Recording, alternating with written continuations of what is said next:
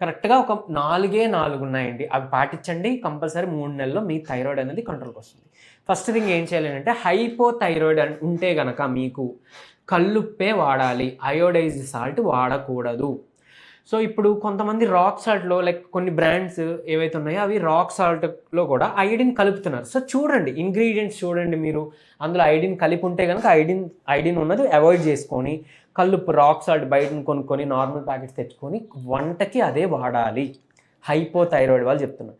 So, ఈ 25 ఎంసీజీలు, 50 ఎంసీజీలు, 100 ఎంసీజీల వరకు మీరు వాడుతుంటారు కదా! సో, వాటి నుంచి బయటపడొచ్చు. సో, కల్లుప్పు ఒకటి వాడండి. తర్వాత ధనియాల కషాయం ది బెస్ట్ మెడిసిన్ అన్నట్టు థైరాయిడ్‌కి. సో, హైపర్ థైరాయిడ్ ఉన్నా, హైపోథైరాయిడ్ ఉన్నా గానీ మీ ఇద్దరు కూడా ఈ ధనియాల కషాయం అనేది ఫాలో అవ్వండి. రాత్రిపూట 1.5 చెంచా ధనియాలు తీసుకొని లైట్‌గా దంచండి. కచ్చాపిచ్చాగా దంచితే చాలు. పౌడర్ చేసి పొడి కొట్టాల్సిన పని లేదు. ఒక గ్లాస్ నీటిలో నానబెట్టాలి. నానబెట్టి ఉదయాన్నే లేచాక దాన్ని మరిగించి వడగట్టకపోయినా పర్లేదు, వడపోసి తాగినా పర్వాలేదు తాగండి.